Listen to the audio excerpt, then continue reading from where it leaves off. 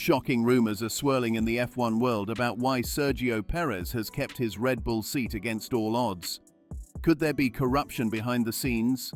In a sport where we hope decisions are made with integrity and in the best interest of racing, these allegations raise serious questions. What's really going on at Red Bull, and what evidence supports these claims? Oliver Oakes is set to take over as the new team principal for the Alpine F1 team. Oakes, the former founder and principal of the high-tech team, is one of the youngest team leaders in Formula One in quite some time, taking on this challenging role at the age of 36. This makes him the youngest F1 team boss since Christian Horner, who took charge of Red Bull at 31 back in 2005. Oakes has a daunting task ahead of him as he tries to guide Alpine back to competitiveness, a team that has struggled in recent years. Alpine, known in the past as Renault, has seen several changes in leadership over the years, but the team has not reached its full potential. The team's recent history has been turbulent, with various ups and downs. Now, with Oakes at the helm, the goal is to turn things around and bring some stability and success back to the team. However, whether Oakes can truly lead Alpine to compete with the top teams in Formula One, or if the challenges are too great. There are also rumors about changes in Alpine's driver lineup for next season. It is speculated that Jack Doohan might take over one of the seats, especially after the team reportedly tried and failed to secure Carlos Sainz. If Doohan does join Alpine, he will be racing alongside Pierre Gasly. While Doohan has shown promise, some fans and experts believe other Formula 2 drivers have been more impressive in recent seasons. Nonetheless, Doohan is seen as a loyal and relatively affordable option for Alpine. Mercedes' potential rookie and Russell's disqualification.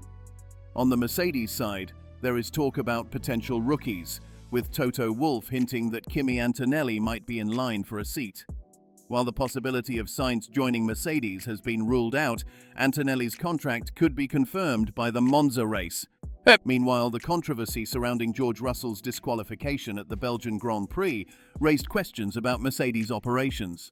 Russell's car was found to be underweight after the race, leading to his disqualification despite his strong performance. The weight issue with Russell's car was reportedly due to several factors, including higher tire wear during the race, which led to more material being lost from the car's plank. This incident highlighted that Mercedes still faces operational challenges, even as they strive to return to the top of the sport.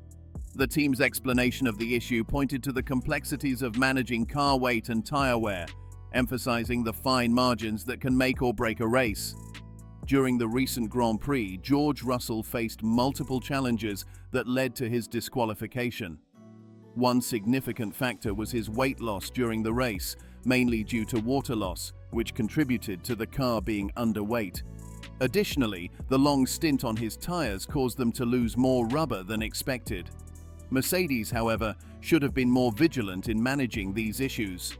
Despite this, there were some positive developments, as Mercedes decided to remove their upgrades after Friday's sessions when the car wasn't performing as expected. Mercedes had high hopes for their upgrade package, especially after its success at Silverstone, where they won the race. Since Spa and Silverstone share some characteristics, the team expected similar performance at Spa. However, the upgrades seem to introduce new problems, like increased bouncing and balance issues.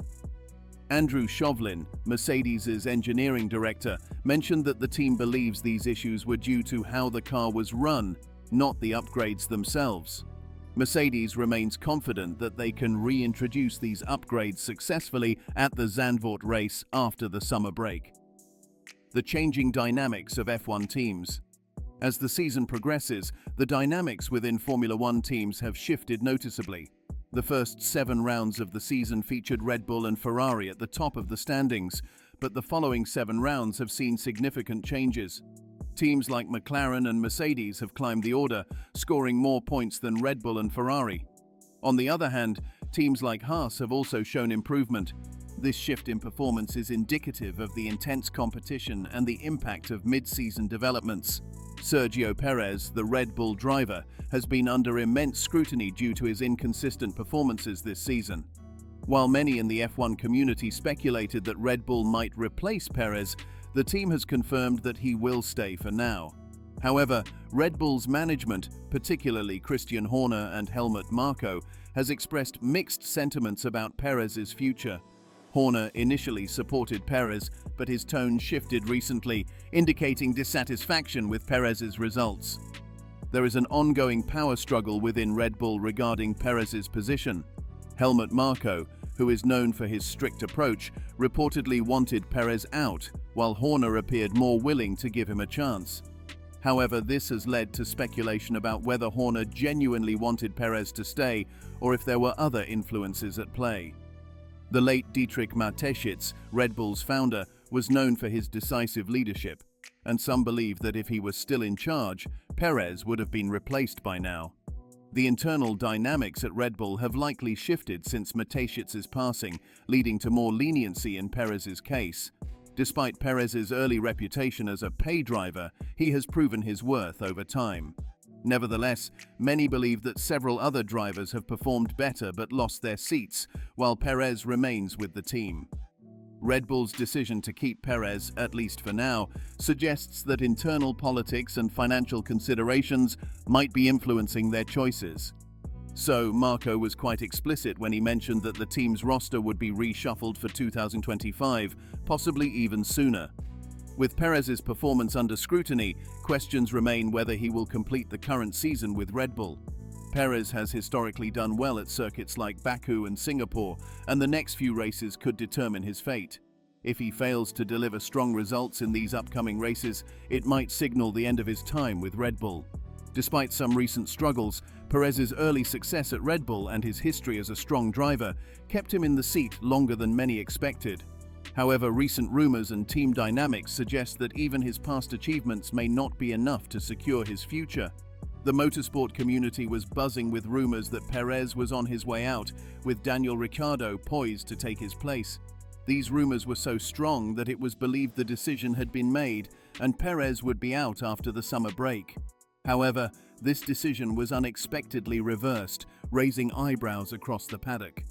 This sudden change has left many wondering what led Red Bull to reconsider and retain Perez, despite his inconsistent performances.